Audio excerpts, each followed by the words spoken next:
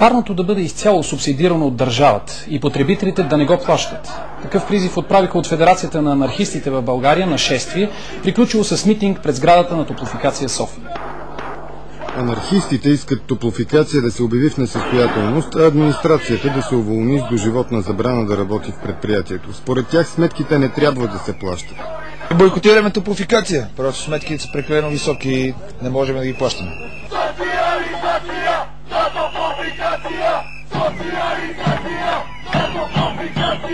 Обикновеният потребител да не плаща, финансирането на сметките да става чрез специален фонд, който да се пълни от общински търговски данък, представят си анархистите.